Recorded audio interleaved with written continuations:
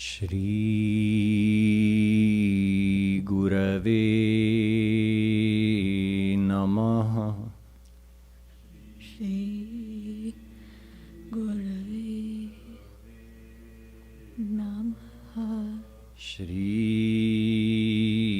गुरवे नमः। श्री गुरवे नमः। श्री गुरवे नमः। श्री गुरवे नमः। आचार्यं मां विजानीयान्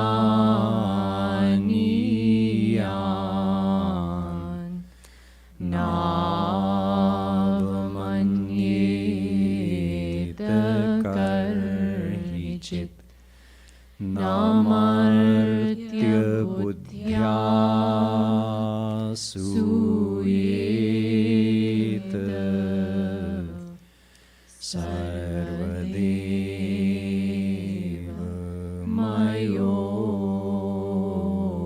गुरु।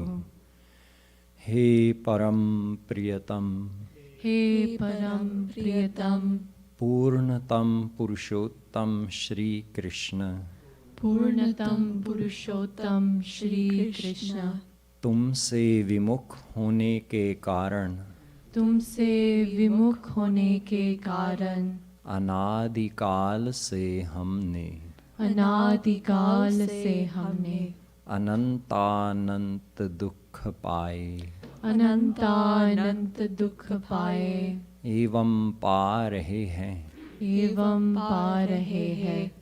पाप करते करते, पाप करते करते अंतःकरण अंतःकरण इतना मलिन हो चुका है इतना मलिन हो चुका है कि रसिकों द्वारा कि रसिकों द्वारा यह जानने पर भी, यह जानने पर भी कि तुम अपनी भुजाओं को पसारे, कि तुम अपनी भुजाओं को पसारे, अपनी वात्सल्यमयी दृष्टि से, अपनी वात्सल्यमयी दृष्टि से हमारी प्रतीक्षा कर रहे हो, हमारी प्रतीक्षा कर रहे हो। तुम्हारी शरण में नहीं आ पाता, तुम्हारी शरण में नहीं आ पाता। हे अशरण शरण, हे अशरण शरण, तुम्हारी कृपा के बिना, तुम्हारी कृपा के बिना तुम्हें कोई जान भी तो नहीं सकता, तुम भी कोई जान भी तो नहीं सकता।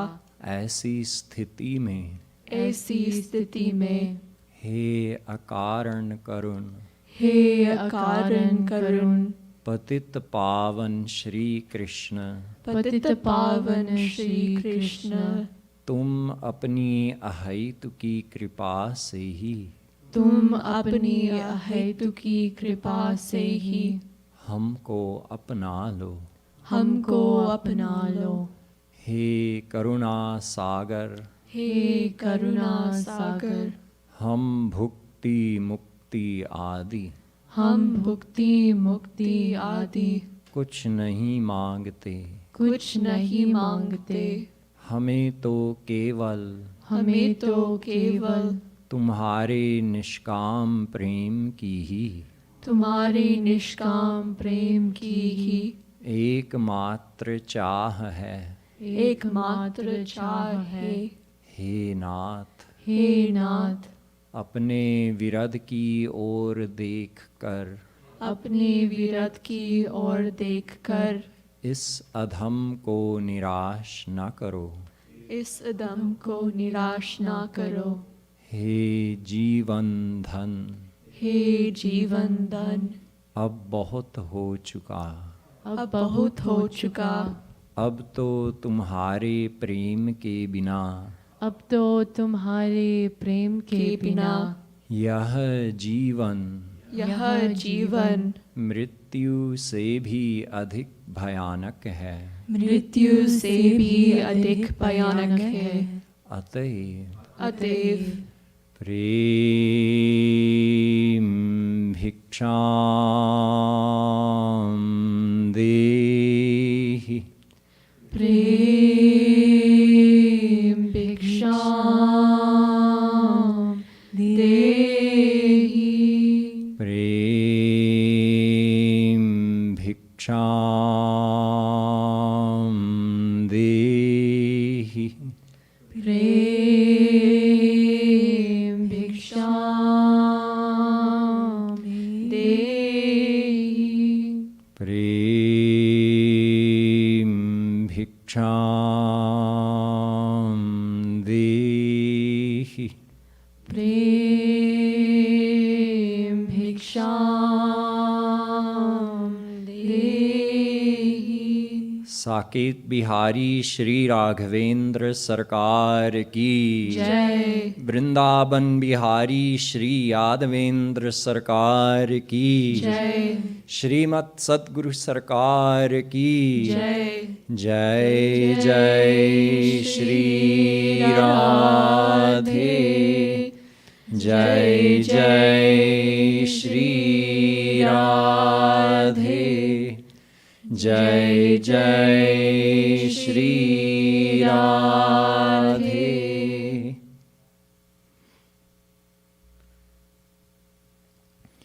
We'll be chanting Mere Nanda Nandan, Mere Nanda Nandan, Apna Banale Mohi Mere Nanda Nandan.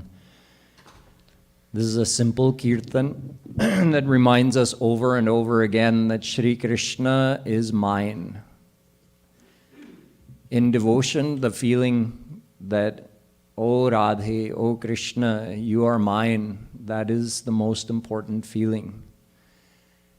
And you also remember me, you also think of me as your own. That goes without saying.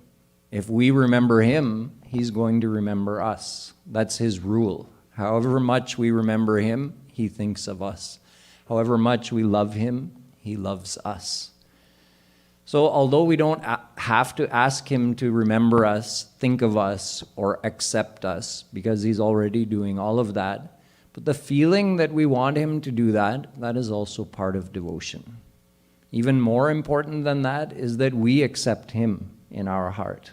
So this is why Shree Kripalu Ji Maharaj has written this kirtan, where in every single line we're reminding ourselves, Mere Nanda Nandan, Shri Krishna is mine.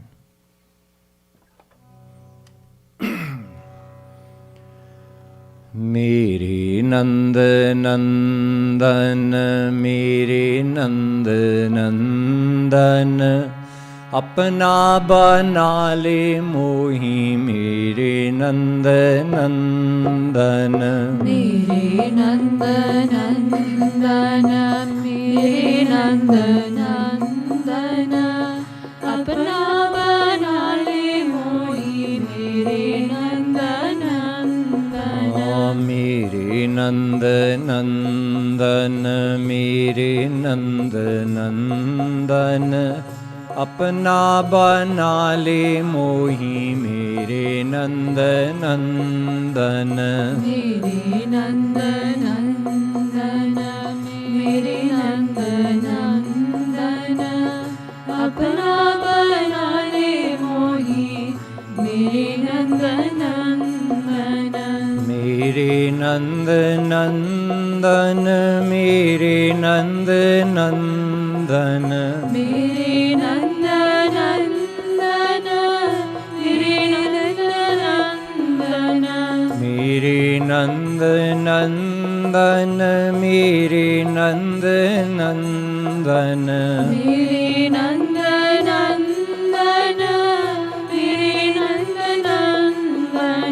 Mere Nanda Nandan, Mere Nanda Nandan, Mere Nanda Nandan, Mere Nanda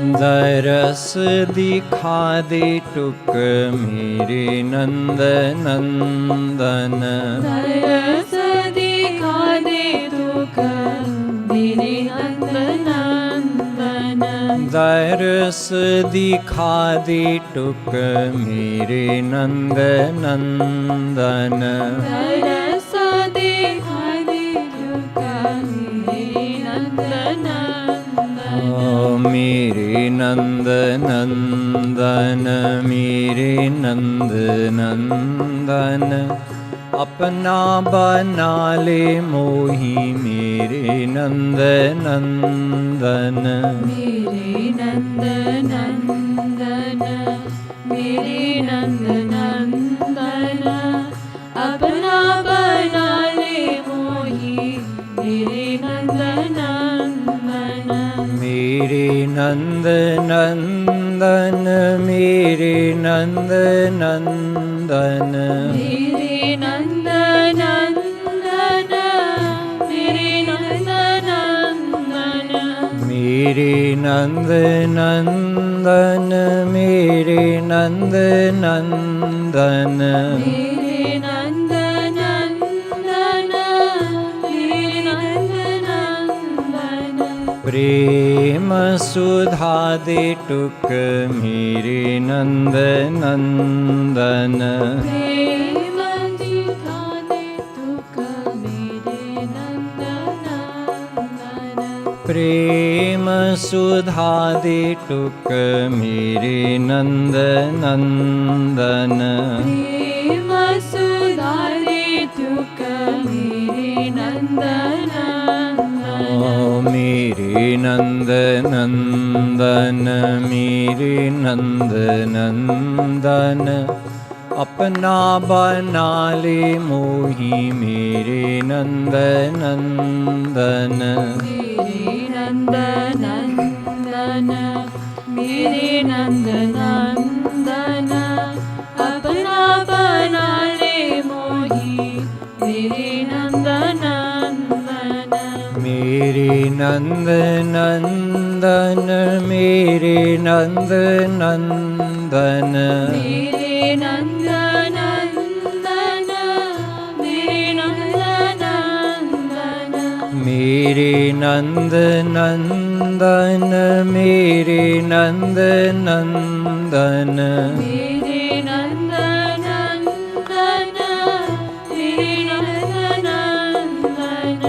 निज सेवा दे मोही मेरे नंद नंदन, निज सेवा दे मोही मेरे नंद नंदन, निज सेवा दे मोही मेरे नंद नंदन, निज सेवा दे मोही मेरे नंद नंदन, मेरे नंद नंदन, मेरे नंद नंदन, मेरे नंद नंदन, मेरे नंद नंदन, मेरे नंद नंदन, मेरे नंद नंदन, मेरे नंद नंदन, मेरे नंद नंदन, जन सेवा दे मोही मेरे नंद नंदन, जन सेवा दे मोही मेरे नंद नंदन, जन सेवा दे मोही मेरे नंद नंदन, जन सेवा दे मोही मेरे नंद नंदन, मेरे नंद नंदन, मेरे नंद नंदन, अपना बना ले मोही मेरे नंद नंदन, मेरे नंद नंदन, मेरे नंद नंदन, अपना बना ले मोही मेरे नंद नंदन, मेरे नंद नंदन, मेरे नंद नंदन, मेरे नंद नंदन, मेरे नंद नंदन, मेरे नंद नंदन, मेरे नंद नंदन, मेरे नंद नंदन। तू ही मेरा मैं भी तेरा, मेरे नंद नंदन। तू ही मेरा मैं भी तेरा, मेरे नंद नंदन। तू ही मेरा मैं भी तेरा, मेरे नंद नंदन। तू ही मेरा मैं भी तेरा, मेरे नंद नंदन। मेरे नंद नंदन, मेरे नंद नंदन, मेरे नंद नंदन, मेरे नंद नंदन। मेरे नंद नंदन, मेरे नंद नंदन।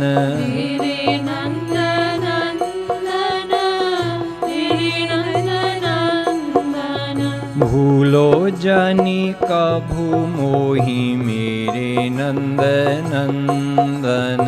भूलो जानी कभू मोही, मेरे नंद नंदन। भूलो जानी कभू मोही, मेरे नंद नंदन। भूलो जानी कभू मोही, मेरे नंद नंदन।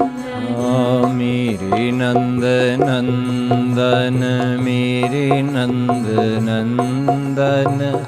अपना बना ले मोही, मेरे नंद नंदन। मेरे नंद नंदन, मेरे नंद नंदन। अपना बना ले मोही, मेरे नंद नंदन। मेरे नंद नंदन, मेरे नंद नंदन। मेरे नंद नंदन, मेरे नंद नंदन। मेरे नंद नंदन, मेरे नंद नंदन। मेरे नंद नंदन, मेरे नंद नंदन। मैं ना भूलूं कभू तो ही, मेरे नंद नंदन। मैं ना भूलो कभू तो ही, मेरे नंद नंदन। मैं ना भूलूं कभू तो ही, मेरे नंद नंदन। मैं ना भूलो कभू तो ही, मेरे नंद नंदन। मेरे नंद नंदन, मेरे नंद नंदन। मेरे नंद नंदन, मेरे नंद नंदन। मेरे नंद नंदन, मेरे नंद नंदन। मेरे नंद नंदन, मेरे नंद नंदन। मेरे थे हो रहोगे भी, मेरे नंद नंदन। मेरे ते हो रहोगे भी, मेरे नंद नंदन। मेरे थे हो रहोगे भी, मेरे नंद नंदन। मेरे ते हो रहोगे भी, मेरे नंद नंदन। मेरे नंद नंदन, मेरे नंद नंदन। अपना बना ले मोही, मेरे नंद नंदन। मेरे नंद नंदन, मेरे नंद नंदन। अपना बना ले मोही, मेरे नंद नंदन। मेरे नंद नंदन, मेरे नंद नंदन। मेरे नंद नंदन, मेरे नंद नंदन। मेरे नंद नंदन, मेरे नंद नंदन। मेरे नंद नंदन, मेरे नंद नंदन। पाछा नहीं छोड़ूं तेरा मेरे नंद नंदन। पाछा नहीं छोड़ूं तेरा मेरे नंद नंदन। पाछा नहीं छोड़ूं तेरा मेरे नंद नंदन। पाछा नहीं छोड़ूं तेरा मेरे नंद नंदन। मेरे नंद नंदन मेरे नंद नंदन। मेरे नंद नंदन मेरे नंद नंदन। मेरे नंद नंदन मेरे नंद नंदन। मेरे नंद नंदन मेरे नंद नंदन। लागी नहीं छूटे अब मेरे नंद नंदन। लागी नहीं छूटे अब मेरे नंद नंदन। लागी नहीं छूटे अब मेरे नंद नंदन।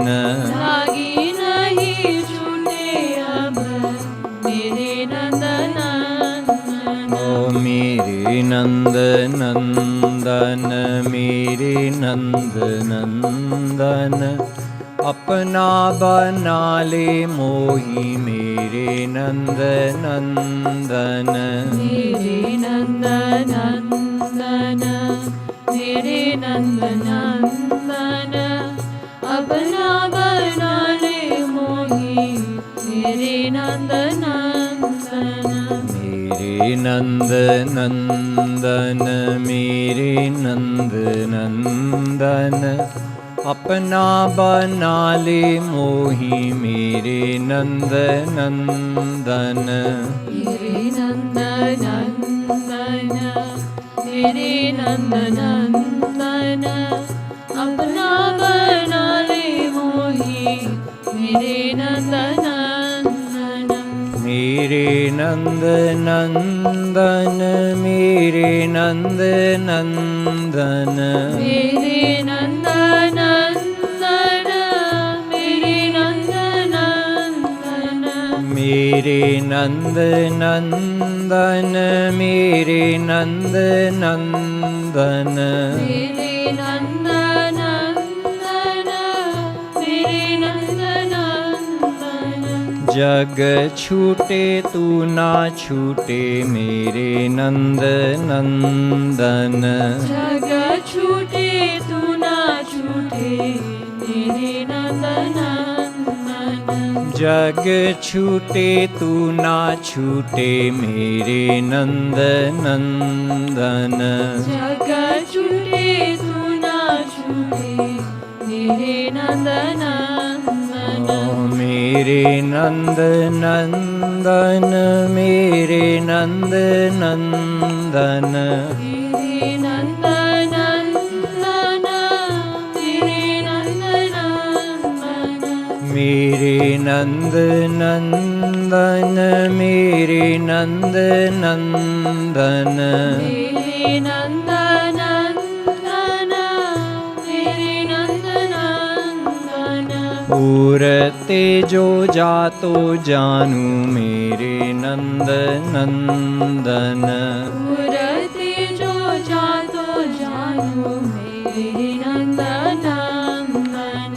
पूरते जो जातो जानू मेरे नंद नंदन। पूरते जो जातो जानू मेरे नंद नंदन। मेरे नंद नंदन मेरे नंद नंदन। अपना बना ले मोही मेरे नंद नंदन। मेरे नंद नंदन मेरे नंद नंदन। अपना बना ले मोही मेरे नंद नंदन। मेरे नंद नंदन मेरे नंद नंदन। मेरे नंद नंदन मेरे नंद नंदन। मेरे नंद नंदन मेरे नंद नंदन मेरे नंद नंदन मेरे नंद नंदन मैं हूँ तेरा तू भी मेरा मेरे नंद नंदन मैं हूँ तेरा तू भी मेरा मेरे नंद नंदन मैं हूँ तेरा तू भी मेरा मेरे नंद नंदन मैं हूँ तेरा तू भी मेरा मेरे नंद नंदन मेरे नंद नंदन मेरे नंद नंदन मेरे नंद नंदन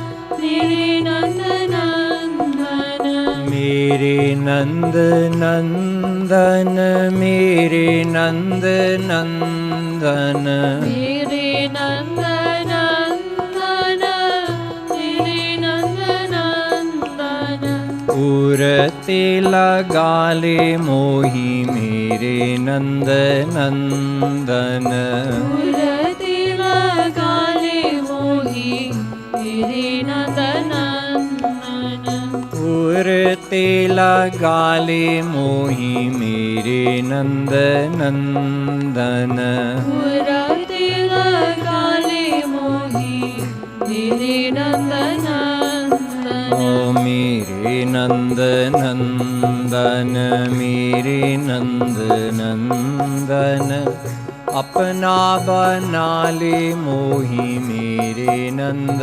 नंदन मेरे नंद नंदन मेरे नंद नंदन अपना बना ले मोही मेरे नंद नंदन मेरे नंद नंदन मेरे नंद नंदन मेरे नंद नंदन मेरे नंद नंदन मेरे नंद नंदन मेरे नंद नंदन मेरे नंद नंदन मेरे नंद नंदन प्यारी काही के बुला ले मेरे नंद नंदन प्यारी कही के बुला ले मेरे नंद नंदन प्यारी काही के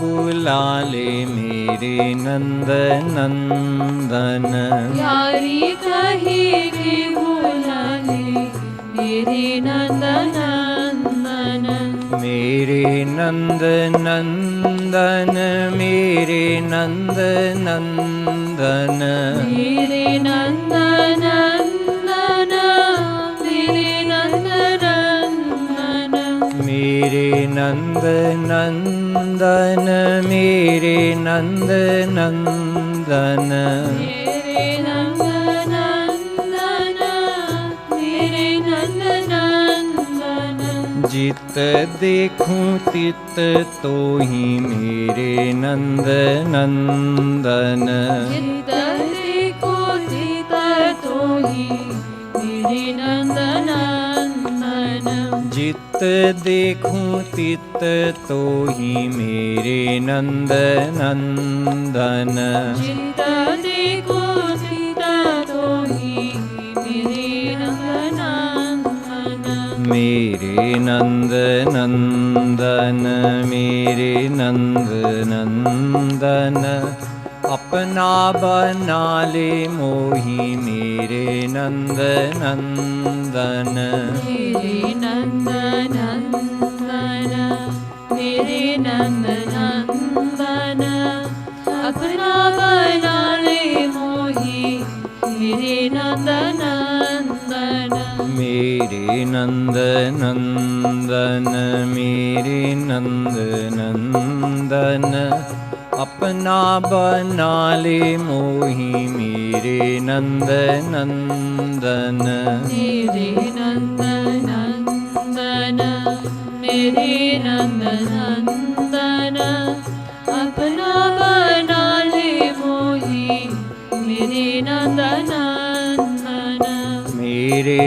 नंद नंदन मेरे नंद नंदन मेरे नंद नंदन मेरे नंद नंदन मेरे नंद नंदन मेरे नंद नंदन मेरे नंद नंदन मेरे नंद नंदन रिद्धि सिद्धि मांगू नहीं मेरे नंद नंदन रिद्धि सिद्धि मांगू नहीं मेरे नंद नंदन रिद्धि सिद्धि मांगू नहीं मेरे नंद नंदन रिद्धि सिद्धि मांगू नहीं मेरे नंद नंदन मेरे नंद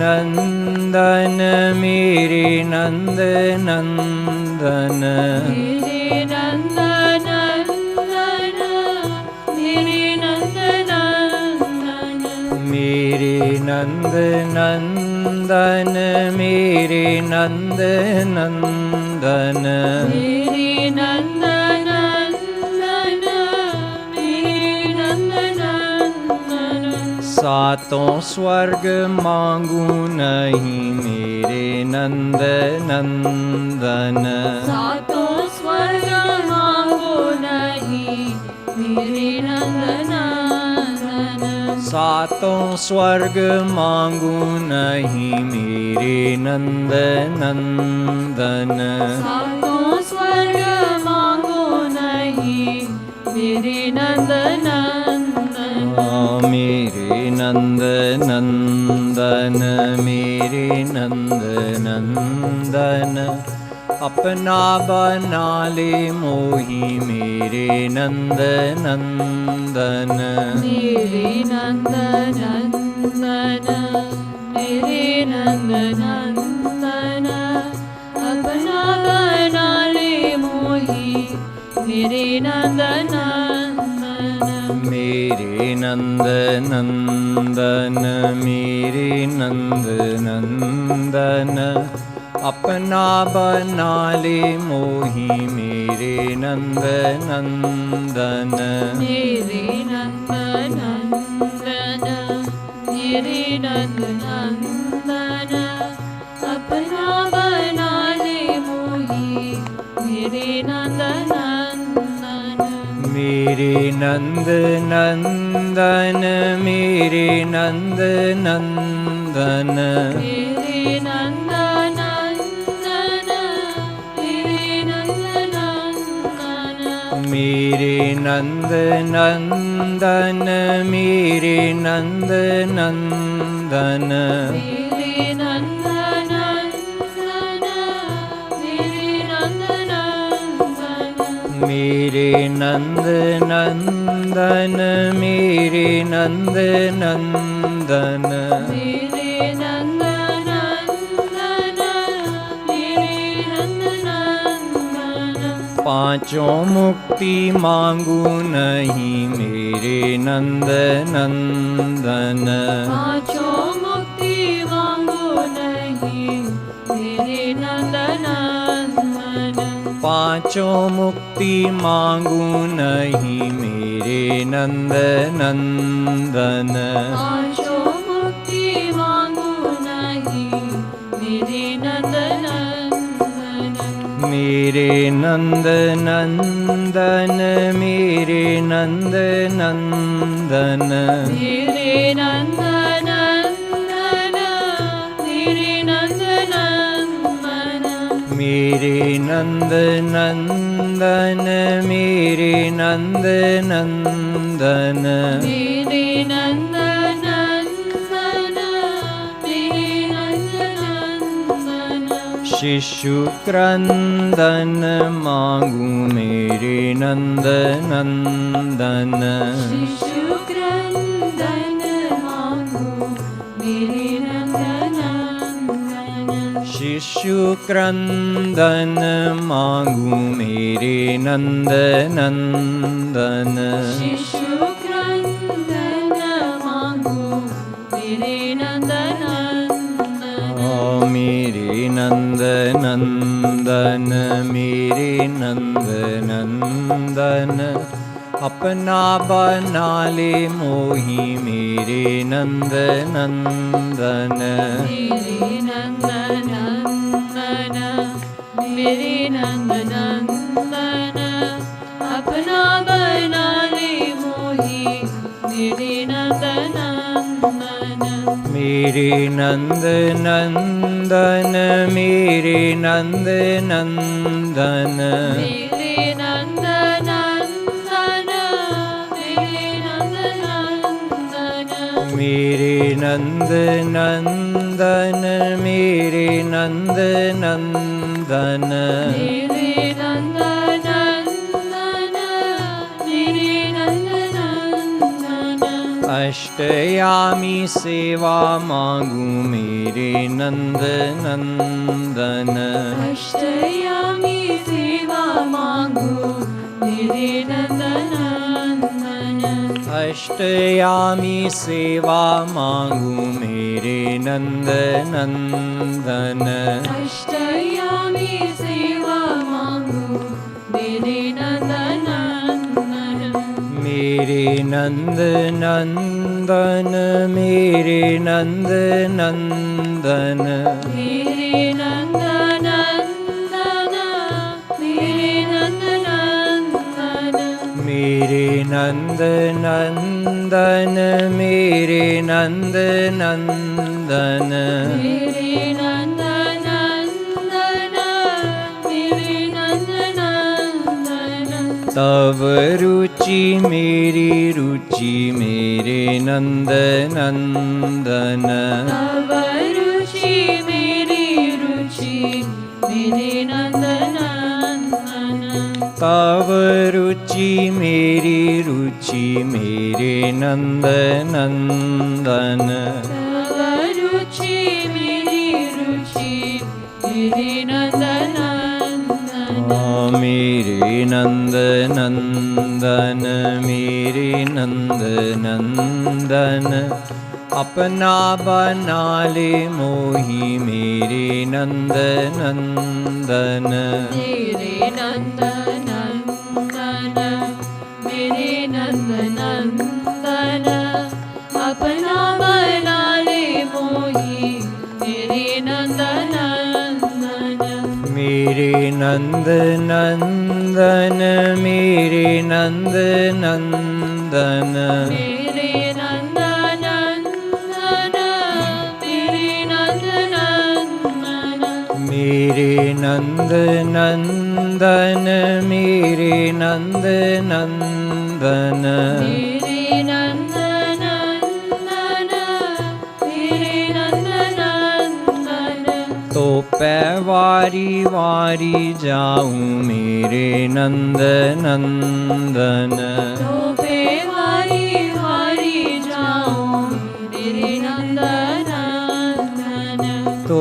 पैवारी वारी जाऊं मेरे नंद नंदन तो वारी वारी जाऊं मेरे नंद नंदन मेरे नंद नंदन मेरे नंद नंदन मेरे नंद नंदन मेरे नंद नंदन मेरे नंद नंदन मेरे नंद नंदन मेरे नंद नंदन मेरे नंद नंदन हरि हर मोहन मेरे नंद नंदन हरि हर मोहन मेरे नंद नंदन हरि हर मोहन मेरे नंद नंदन हरि हर मोहन मेरे नंद नंदन मेरे नंद नंदन मेरे नंद नंदन अपना बना ले मोही मेरे नंद नंदन मेरे नंद नंदन मेरे नंद नंदन अपना बना ले मोही मेरे नंद नंदन। मेरे नंद नंदन मेरे नंद नंदन। मेरे नंद नंदन मेरे नंद नंदन। मेरे नंद नंदन मेरे नंद नंदन। मेरे नंद नंदन मेरे नंद नंदन। उमा रमा मोहन मेरे नंद नंदन। मोहन मेरे नंद नंदन। उमा रमा मोहन मेरे नंद नंदन। मोहन मेरे नंद नंदन। मेरे नंद नंदन मेरे नंद नंदन। मेरे नंद नंदन मेरे नंद नंदन। मेरे नंद नंदन मेरे नंद नंदन। मेरे नंद नंदन मेरे नंद नंदन।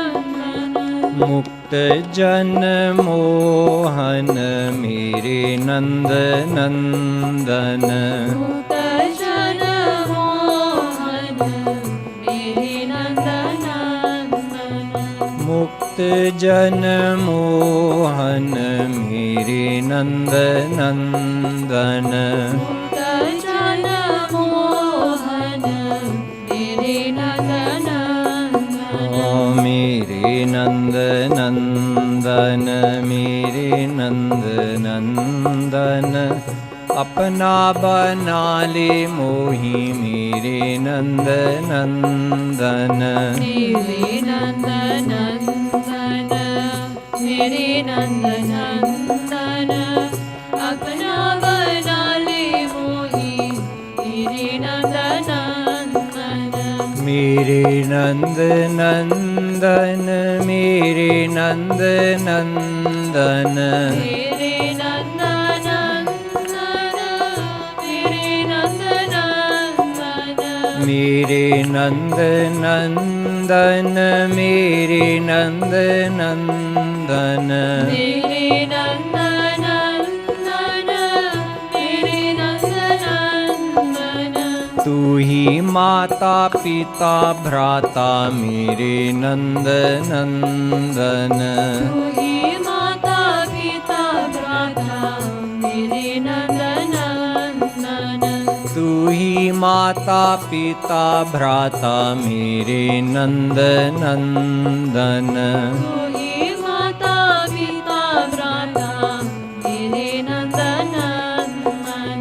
मेरे नंद नंदन मेरे नंद नंदन।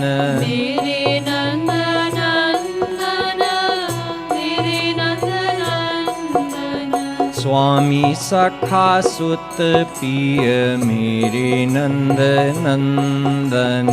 स्वामी सखा सुत पिया मेरे नंद नंदन। स्वामी सखा सुत पिय मेरे नंद नंदन।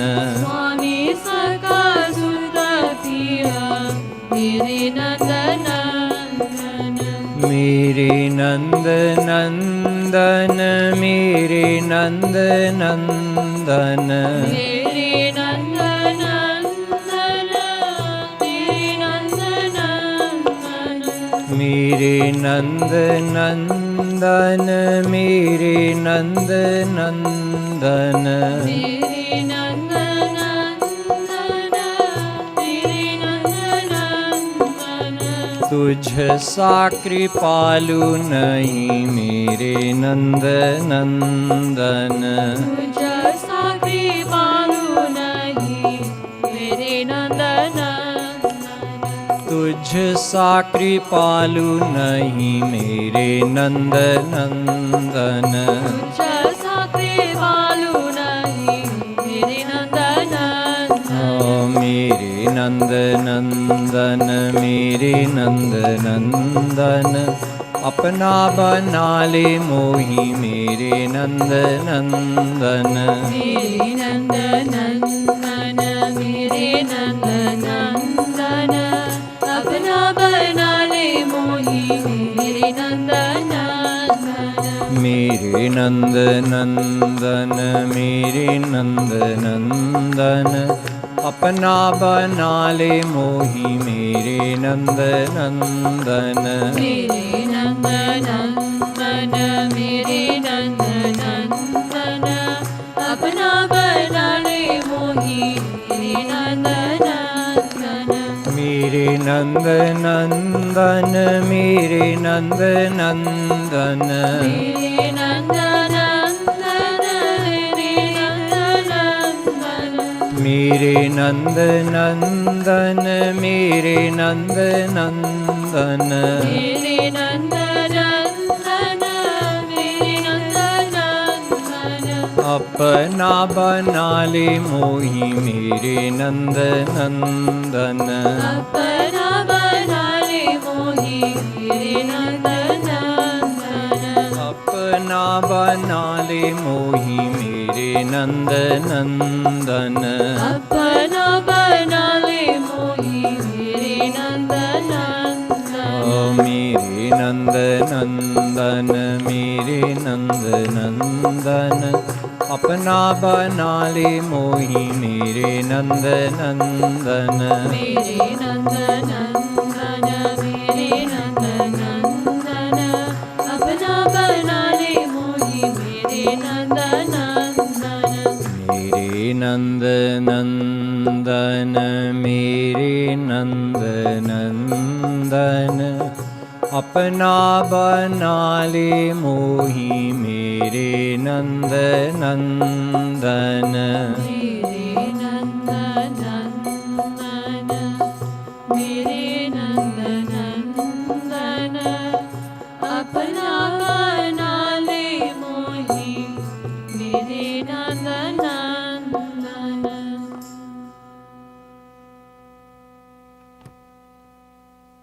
बोलो कृष्ण कन्हैया लाल की।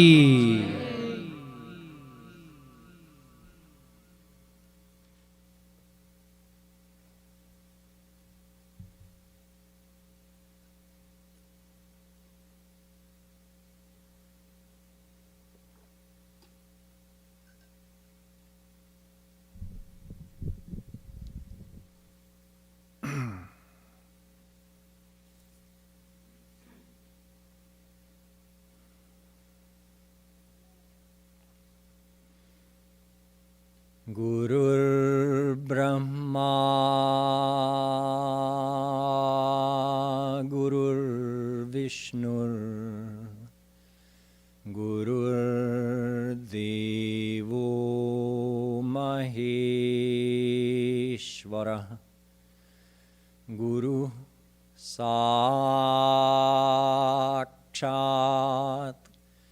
परब्रह्म, तस्मै श्री गुरवे नमः।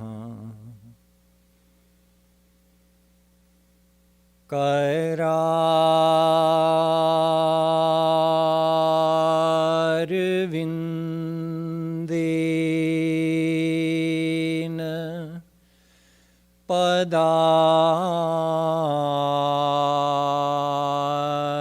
पदारविन्दम्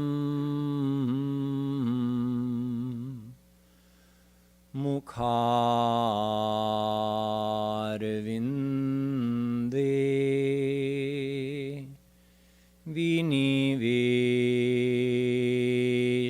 विनिवेशयन्तम् भटस्य पत्रस्य पुटे शयानम्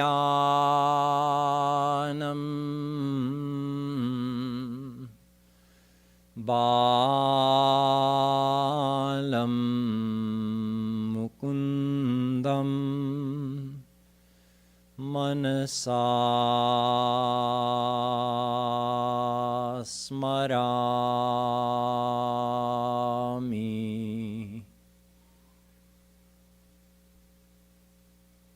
Aho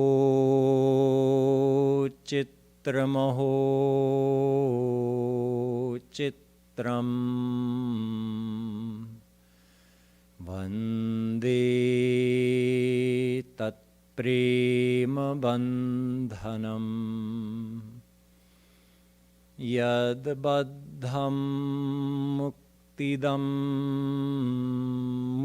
Muktam Brahma Krida Bhrigi Kritam Yo Brahmanam Vidadhati Purvam Yo Vai Vedanscha Prahinoti Tasmai Tagvangha Devamatma Buddhi Prakasham Mumukchurvai Sharanamaham Prapadye.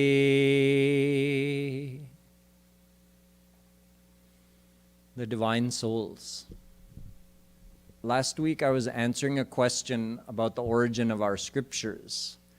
Someone had asked, who writes our scriptures? So I explained to you that there are three types of religious books in the world: Vinirgata Granth, Smrit Granth, and Krit Granth.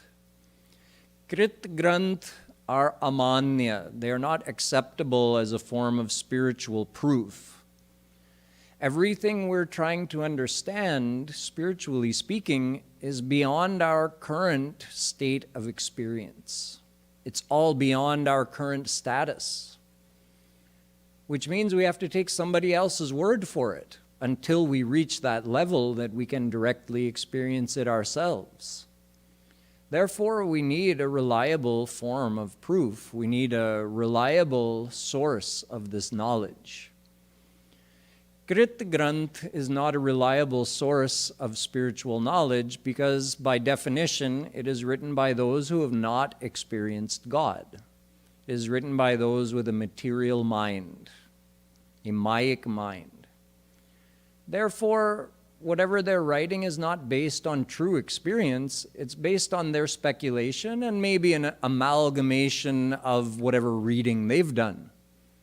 Probably of other Krit Granth that they've read by other unqualified individuals, speculating and trying to explain something they've never experienced.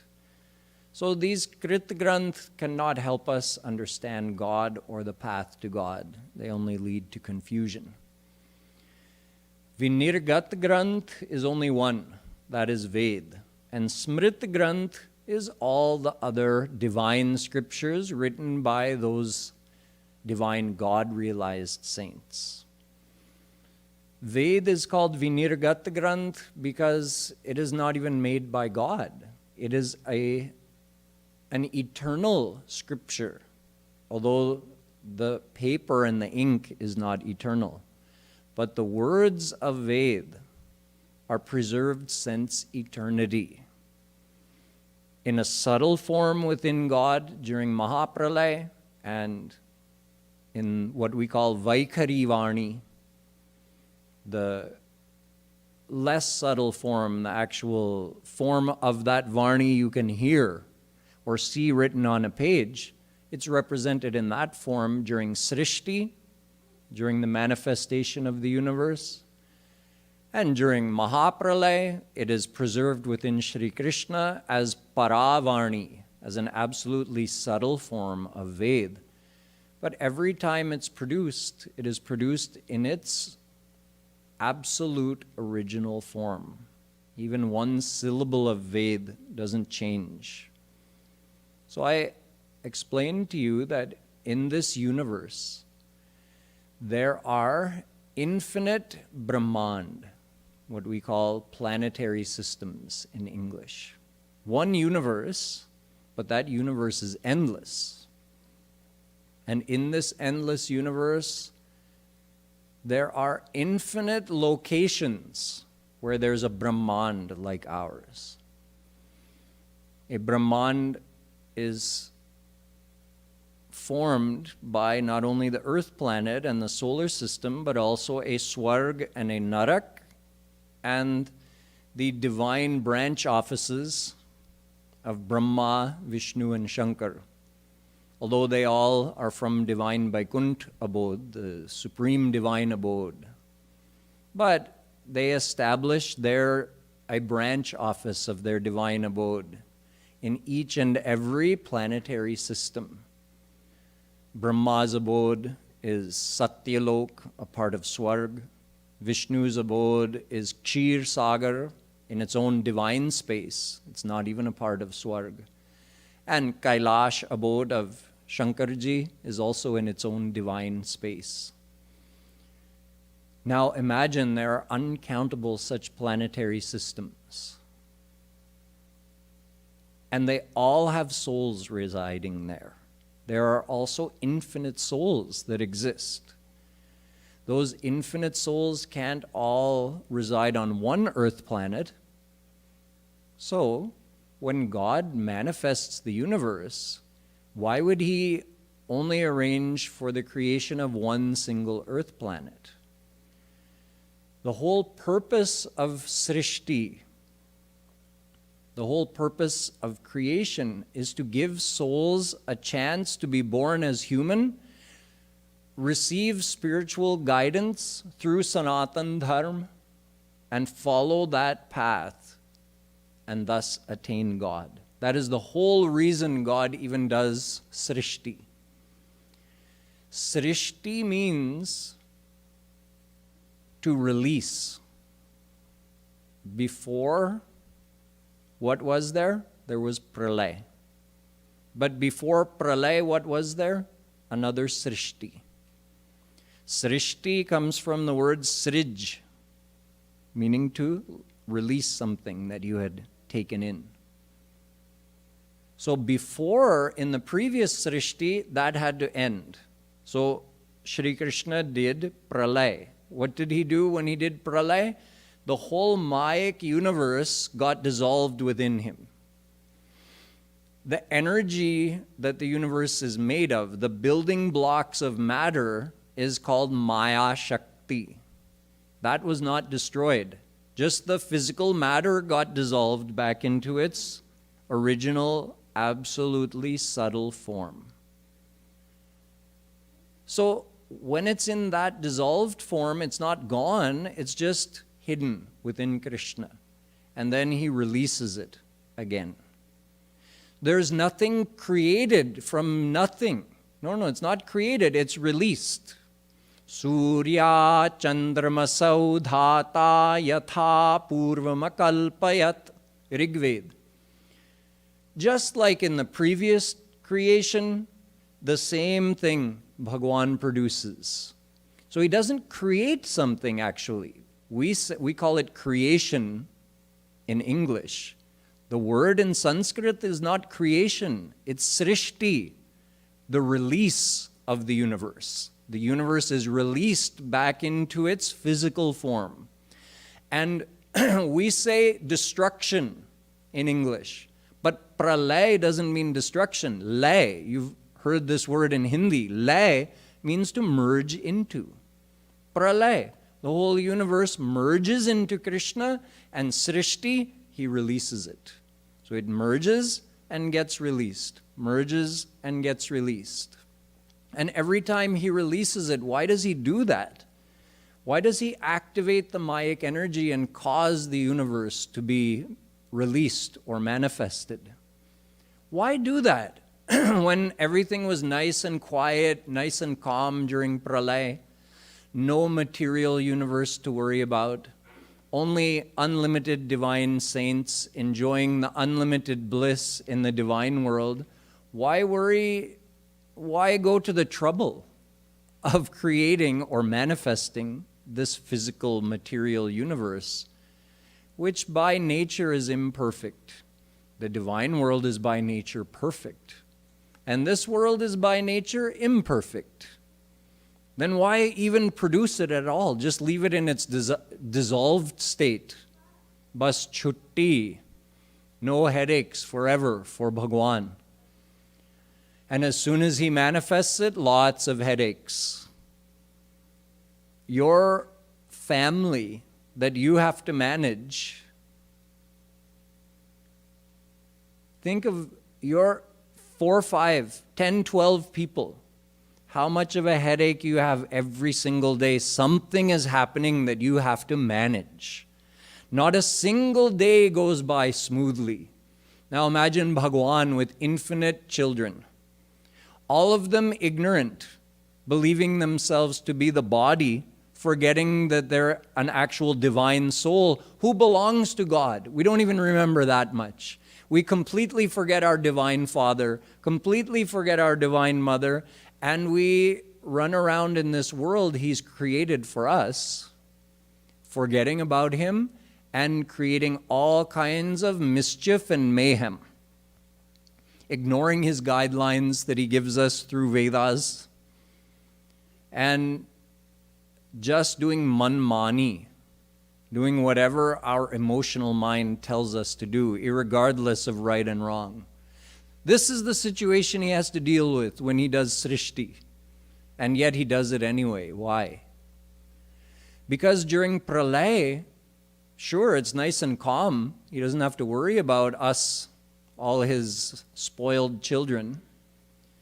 But there's also no hope for us to know Him or attain Him. There's no hope for us to attain divine bliss. It's out of His compassion that He says, yes, it's a big headache managing this whole universe with infinite souls under the bondage of Maya, but I'm going to do it. Why? Because these souls are mine. They're my children. I have to give them the chance to know me and to experience divine bliss. With that purpose alone, He manifests the universe. And to accommodate infinite souls who are under the bondage of Maya, He says, let me also arrange for infinite planetary systems where these souls can reside. So He manifests infinite planetary systems and appoints 3 governors, divine governors, in each planetary system: Brahma, Vishnu, Shankar, His Ansh. And they manage. So there are infinite Brahmas, infinite Vishnus, infinite Shankars in all of the infinite planetary systems, one of each. And in each one of those places, He produces the Ved. He produces the guidelines of Sanatan Dharma through the Vedas in each and every Brahman. The same Ved everywhere, because the questions of the souls are the same everywhere. The needs of the souls are the same everywhere. People think of aliens as being some other strange race of beings living on other planets. No, souls everywhere are the same. Their questions, their needs are the same, therefore the guidelines are the same. Sanatan Dharma is the same everywhere you go. Ved is the same everywhere you go. Sanskrit is the same everywhere you go. So this is why Ved is called Vinirgat Granth, because it is always produced in its original form everywhere in this whole universe. And on our Earth planet, we also have occasional and regular pralays that happen on our Earth, and then there's a rejuvenation after Brahma's night. Comes another day, so life is restarted on Earth, and civilization is restarted on Earth. And the knowledge has to be revealed again. So the same Ved is revealed over and over again. So I described to you last week this process, how Shri Krishna, in a divine way, transfers the knowledge of Ved into Brahma's mind in a subtle form. And Brahma also transfers that knowledge to the divine rishis, the first human inhabitants on our earth planet. And after many generations of divine saints, when eventually normal human population began and spread, then there was a need to have Ved preserved in a book form. Other scriptures are also eternal, just like Ved, but they are called Smrit Granth, because the divine saints, or in certain cases, divine God himself, an avatar like Vedavyas Ji, these divine personalities write these scriptures, and then the next time they're needed, they're rewritten, but not always in the exact same order of words. There's some differences. Just like if I ask you to explain something to me, some concept that I don't understand, and you explain it to me, and then 2 days later you have to explain it to someone else. You'll explain the same concept in the same way, but your exact word order won't be identical. There's some difference just in your choice of words. The same thing happens with our Smrit Granth, like Gita, Mahabharata, Ramayana, Bhagavatam, other Puran. These Smrit Granth are also divine, and they're eternal, and they're produced on all earth planets, everywhere. But there's some variation in the wordings, although the concepts being explained are the same, and the divine leelas are more or less the same as well. So these are the three types of scriptures: Vinirgat Granth, Smrit Granth, which are acceptable forms of proof to understand about these spiritual things beyond our current level of experience. These are acceptable because they're revealed and written by divine personalities who have experienced God.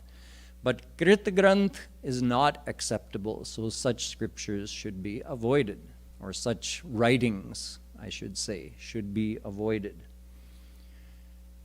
This was all covered last week. Now, another question was asked about human beings and our past karma.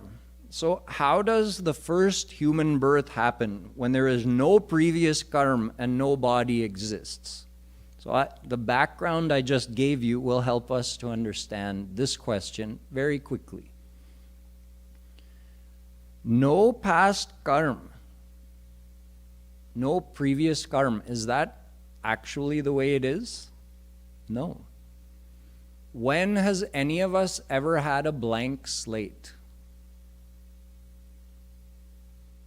Not in this life, right? In this life, we know we must undergo the consequences, both good and bad, of the actions we performed in our past life. Okay, so in our past life, did we have a blank slate? No, because there was a life before that, and a life before that, and a life before that. Just like the cycle of Srishti and Pralay of this universe has no beginning, it's an eternal cycle, souls also have no beginning. The cycle of our birth and death, birth and death, birth and death also never began. We never had a first birth. That's difficult to understand, but that's the concept we have to accept in our mind. There was never a first Srishti of the universe, and there was never a first birth for any soul. We've existed forever. So we've always had previous karma that leads to our next birth. And when the earth planet is created, that's also a regulated process. You think God would manifest this universe out of compassion to accommodate all the souls and give them a place to live, and he would say, let's just see what happens with all this material energy. Let's see if maybe a suitable living environment for the souls, maybe out of some random luck, might get created. No, he assigns that task to Brahma. Brahma completes the creation of our planetary system and our Earth planet by making sure it is suitable for life. And you think, since human beings are the only life form that can perform karma, human beings are the only life form that can know about God and do devotion and follow the path to God. So do you think he would just wait around and say, okay, let me produce some elementary life forms on Earth, like some bacteria, and just see maybe if somehow, by some random chance, human beings evolve? No. Krishna himself has a human-like form. 2 arms, 2 legs, 2 eyes, nose. His form is eternal. No one ever created him. Okay, we didn't create him in our image as a convenience. No, he created us in his image as a convenience for us, so that our body is like his body and we can relate to him. We can love him. So he sends his saints on the earth planet. The first human beings are divine saints. When we're ready to accept that Krishna can take avatar on our earth, and his saints can come from his divine abode and visit our earth at any time. Now we understand and believe that. Oh yes, Narad Ji took avatar. He came and visited our earth. Dhruv and Prahlad, these great eternal divine saints, they can just come and visit our earth. Krishna can descend and visit our earth. Then why is it so hard to believe that Krishna would have started human population by sending divine saints on this earth? Why would he start with cave dwellers? What's the use of that? What's the point? The whole purpose of creation is give souls a situation they can live in to learn and understand and progress spiritually. So we start with civilization. This is all recounted in our Vedas and Puran. The beginning of human population is a civilized beginning, with divine saints, with the knowledge of Vedas. And after many generations of divine saints, only then Krishna sends ordinary souls to be born in that existing divine human population.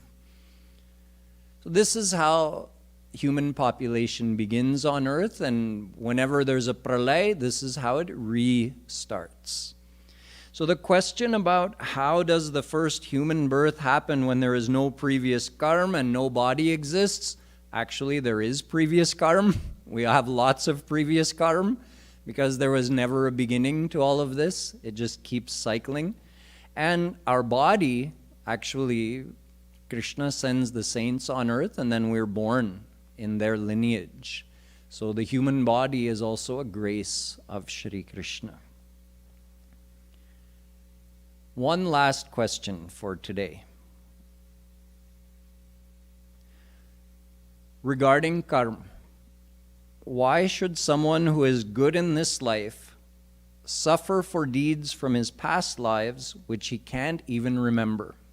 This is a common complaint I hear from people when we discuss the law of karma, that you do karma, you get the results, but the way it works is the karma you do in this life does not give results immediately or instantly.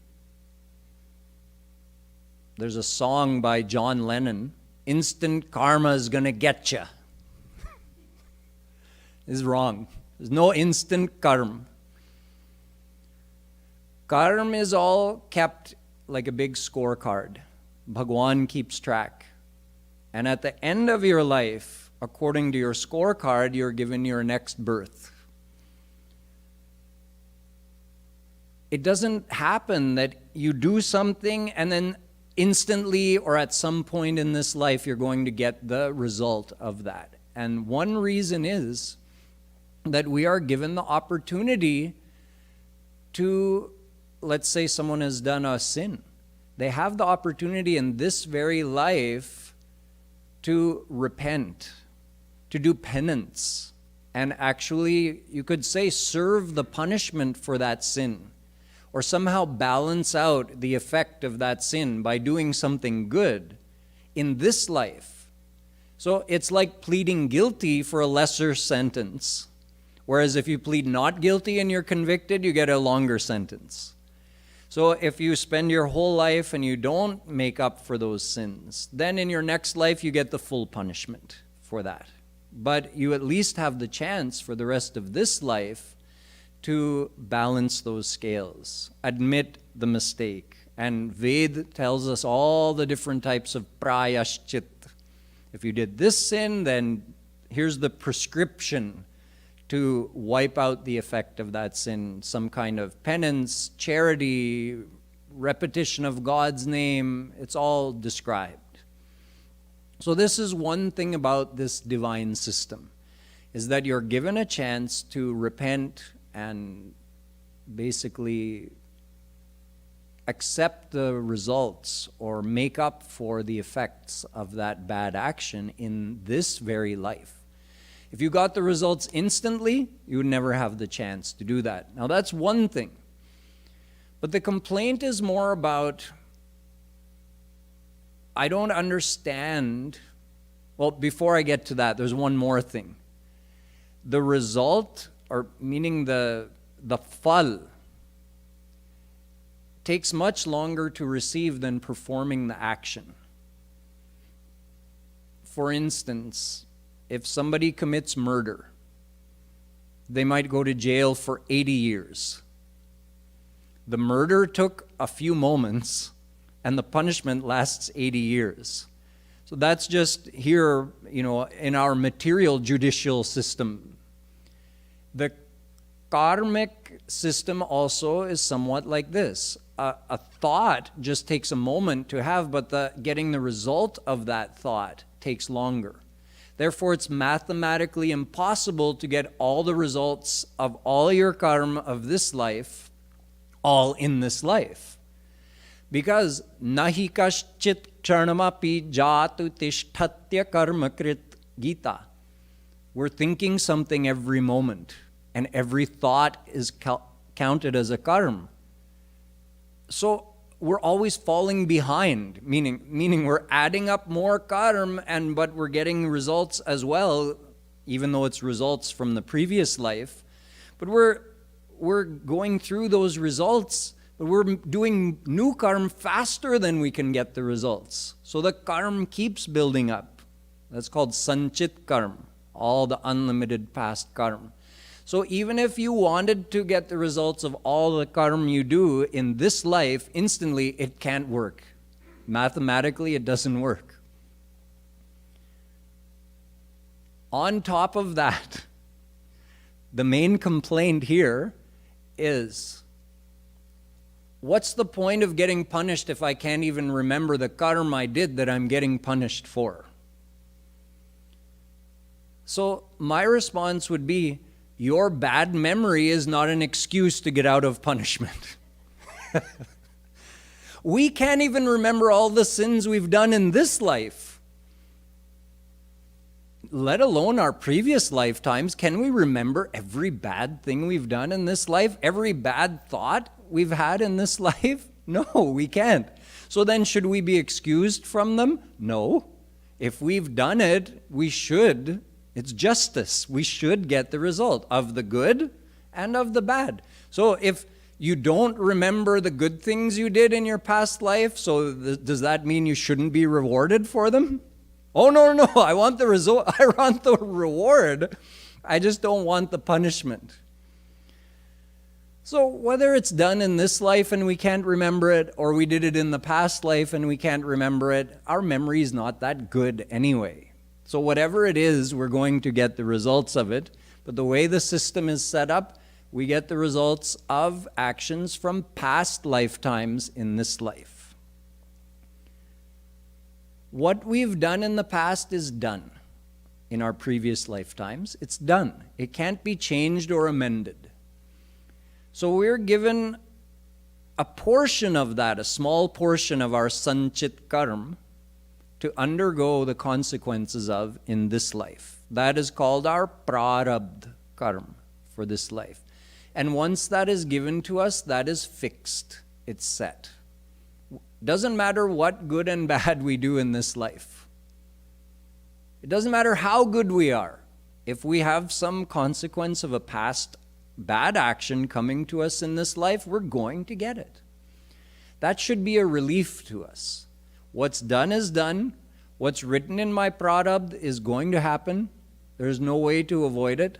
I have to undergo it.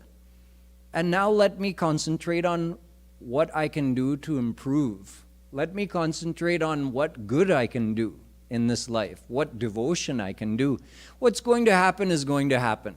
I can't worry about that. That should be a relief. Now I'm free to worry about how to move forward. I don't have to worry about how can I avoid this prarabdha. You can't avoid prarabdha. Now prarabdha controls your opportunities and your obstacles you'll have to face in this life. It doesn't control the outcome because your effort is still a part of it. If a high school diploma is in your prarabdha, does it mean you'll definitely get a high school diploma? No. Remember what I said, the prarabdha affects your opportunities. So if a high school diploma is in your prarabdha, it means you will face no obstacles in getting a high school diploma if you just put some effort in that direction. But if a college degree is not in your prarabdha, does that mean you absolutely cannot get a college degree? No. It means you'll face obstacles. Your parents can't pay for it. You have trouble with book-type learning. Maybe you're good at other types of learning. You're not so good studying from a book. So there's these obstacles you have to overcome because getting a college degree is not in your prarabdha. So it's not going to be easy. It's not going to be handed to you. If it's in your prarabdha, it feels like it's just being handed to you. But you can still overcome. So just think of prarabdha, that controls what opportunities you're going to just be handed in this life. It's still up to you to take advantage of the opportunity or not. And what obstacles will you face in this life? It's still in your power to overcome an obstacle. But those opportunities and obstacles, they're fixed. They're definitely going to happen in your life. So why worry about it? Just do your best. This is the relief we get in our mind when we accept this concept of karma. That what I've done in the past, it's going to bear fruit in this life. I don't have to worry about it. I just have to do my best in this life because Krishna isn't judging me now on the good and bad that's going to happen to me. He's judging me on what I do going forward. The good and bad is already done. I'm just getting the results now. He's judging me on what do I do going forward. Whether we know exactly what I'm being punished for or rewarded for or not is really irrelevant. The main point is we know we will be punished or we will be rewarded. That's the main point. Just that fear of punishment is enough. We don't have to know exactly, oh, what did I do to cause this situation? It doesn't matter. I did something. So let me not do anything more to create such situations in the future. That's enough. We don't have to know the exact details. So this is how this whole system is managed. It's actually perfect for us. Uncountable souls have attained God realization due to this system that I just explained in the last half hour to you of Srishti and producing spiritual knowledge, but also having this law of Karm governing our actions and the results of those actions. So if we accept the guidance of Sanatan Dharma as revealed in the Vedas and as explained by the divine saints, and we follow the path to God, we can also make Shri Krishna happy by achieving the goal, which was the purpose of all of this effort he's put in, was to give us a chance to attain him. So we can also do that if we follow these guidelines. Next week, I'll answer some other interesting questions, including one about science and this spiritual knowledge. So I'll just give you a sneak peek into what we'll discuss next week. Can God's plan be revealed through scientific investigation? I want to know that with all science is doing, can it at least partly shed light on God's plan? Or all of these come under the domain of Maya, and nothing except more confusion will ever come out of such scientific inquiry? Very fascinating question that I'll take up next week. And we also have a couple of very practical questions about devotion regarding Guru Seva and how to progress constantly in sadhana. So we'll get to all of that next week. Bolo Vrindavan Bihari Lal Ki. We have a few minutes left before the Arti, so let us do some kirtan and think of Shri Krishna and Radha Rani being here close with us.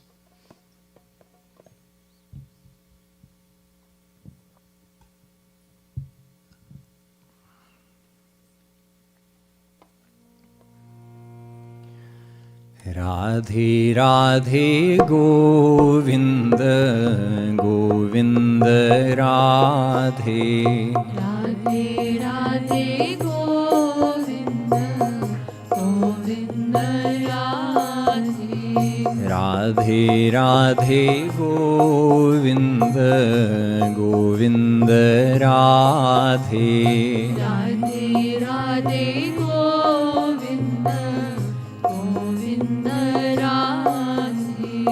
Radhe Radhe Govind Govind Radhe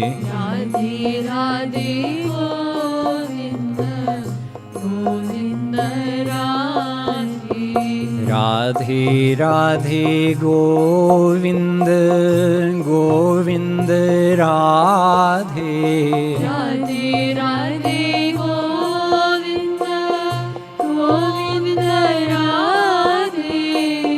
Radhe Radhe Govind Govind Radhe Radhe Radhe Govind Govind Radhe Radhe Radhe Govind Govind Radhe Radhe Radhe Govind Govind Radhe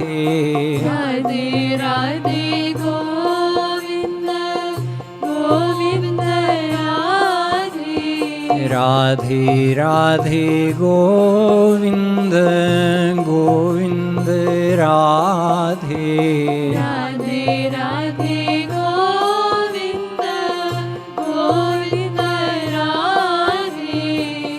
Radhe Radhe Govind Govind Radhe Radhe Radhe Govind Govind Radhe Radhe Radhe Govind Govind Radhe Govind Radhe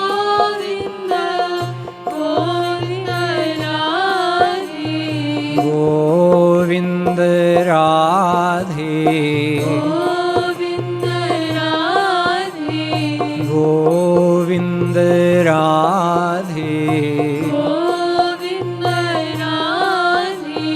Radhe Radhe Govind Govind Radhe Radhe Radhe Govind Govind Radhe Radhe Radhe Govind Govind Radhe Radhe Radhe Govind Govind Radhe Radhe Radhe Govind Govind Radhe Radhe Radhe Govind Govind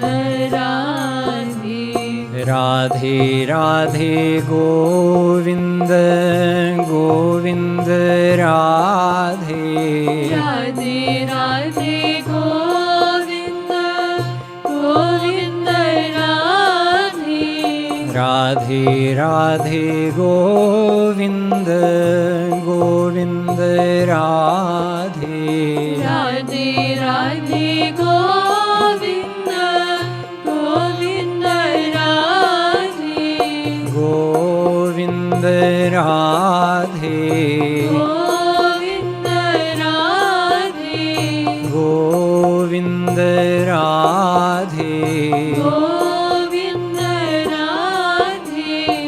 Radhe Radhe Govind Govind Radhe Radhe Radhe Govind Govind Radhe Radhe Radhe Govind Govind Radhe Radhe Radhe Govind Govind Radhe Radhe Radhe Govind Govind Radhe Radhe Radhe Govind Govind Radhe Govind Radhe Govind Radhe Govind Radhe Govind Radhe Radhe Radhe Govind Govind Radhe Radhe Radhe Govind Govind Radhe बोलो लाडली लाल की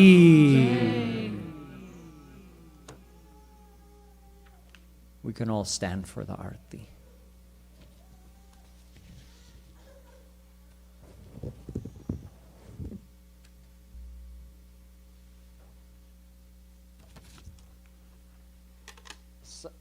Let Sachi sing today.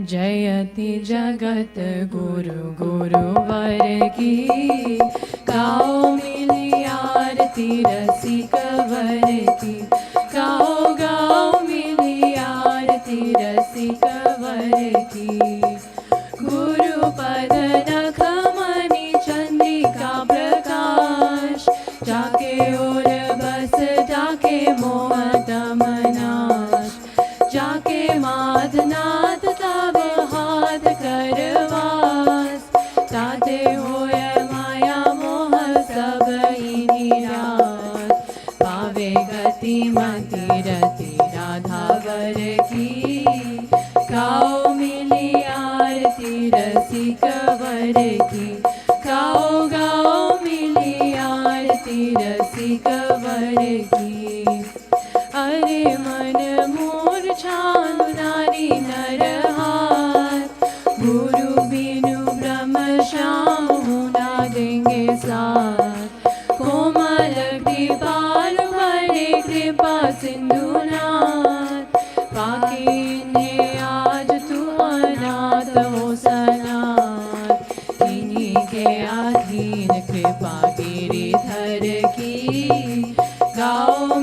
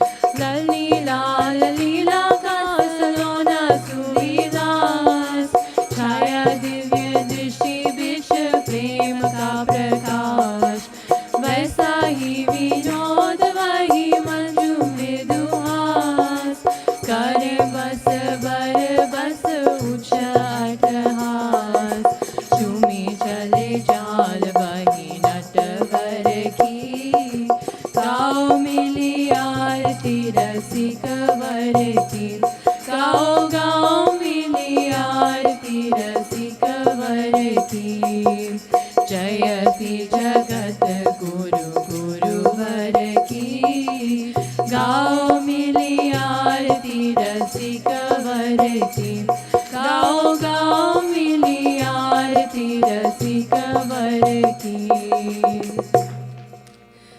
आरती प्रीतम प्यारी की, के बनवारी नथवारी की। आरती प्रीतम प्यारी की, के बनवारी नथवारी की। दुहुन सिर कनक मुकुट झलके, दुहुन श्रुति कुंडल बल हलके। दुहुन दिग प्रेम सुधा छलके, रसीले बैन रसीले नैन रसीले सैन। दुहुन में नन मनहारी की, के बनवारी नथवारी की। आरती प्रीतम प्यारी की, के बनवारी नथवारी की। तुहोने दिग चितवानी परवारी, तुहोने लट लट कनी छवि न्यारी। तुहोने भौमट कनी अति प्यारी, रसन मुख पान हसन मुस्कान। रसन दमकान तुहुनी बेसर छवि न्यारी, के बनवारी नथवारी की। आरती प्रीतम प्यारी की, के बनवारी नथवारी की। एक और पीतांबर लहरे, एक और लीलांबर लहरे। तुहुन ओलर मोतिन चहरे, कांकनन खनक कीन जनक। नूपुरन भनक दुहुन रुन झुन धुनि प्यारी, के बनवारी नथवारी की। आरती प्रीतम प्यारी की, के बनवारी नथवारी की। एक सिर मोर मुकुट राजे, एक सिर चूनरी छवि छाजे।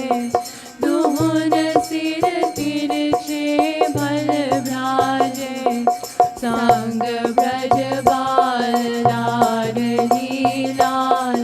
मांगल डाल कृपालु दुहुन दिग चारी, के बनवारी नथवारी की।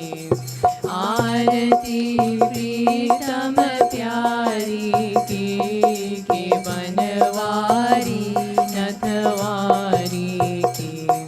आरती प्रीतम प्यारी की, के बनवारी नथवारी की।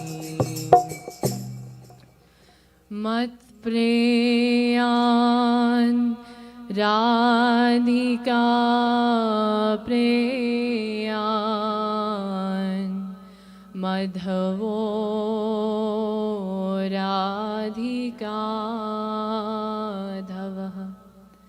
तस्मादपि गरीयान्यो, कृपालुर्मे जगद्गुरुः। गुरुं भजति श्रीकृष्ण, श्रीकृष्णं भजते गुरुः। सिद्धांत तत्स्व भेदेपि कृपालुर्मे गुरुर्महान् अशरण शरण महाप्रभो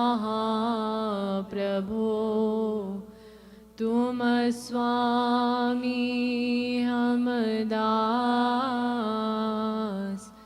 की जय कृपा कृपालु मम दीजय गुरु सहवास तुम दीनन रखवार हम अहंकार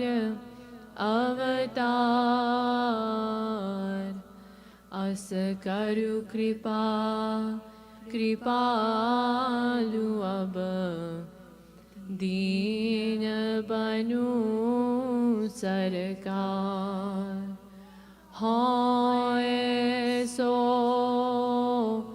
पतित जो पतितन आपुहि मान ऐसे पतित विचित्र को